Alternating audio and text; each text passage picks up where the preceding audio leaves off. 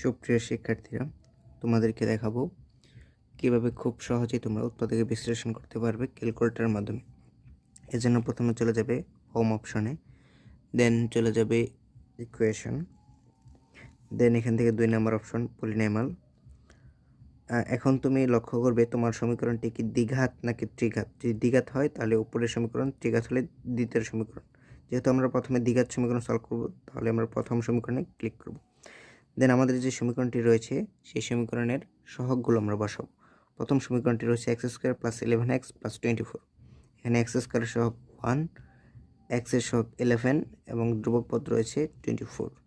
দেন আমরা এক্সিকিউটে ক্লিক করব। একটি মান হচ্ছে -3 এবং অপর একটি মান হচ্ছে -8, তোমরা দেখতে পাচ্ছ। এখন আমরা একটি ত্রিঘাত সমীকরণ সলভ করব।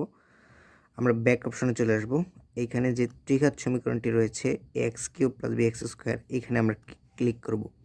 দেন আমাদের ত্রিঘাত সমীকরণের যে ভ্যালুটা রয়েছে ওইটা তুলব। x³ এর সহগ 1, x² এর সহগ 6 এবং x এর সহগ 11 এবং এখানে ধ্রুবপদ রয়েছে 6, আমরা তুলে নিলাম।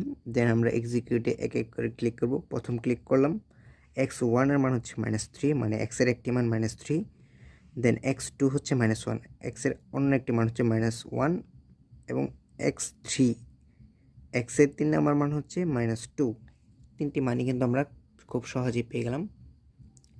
তো এইভাবেই তোমরা খুব সহজেই CW ক্যালকুলেটরের মাধ্যমে উৎপাদক বিশ্লেষণ ভাঙিয়ে নিতে পারবে।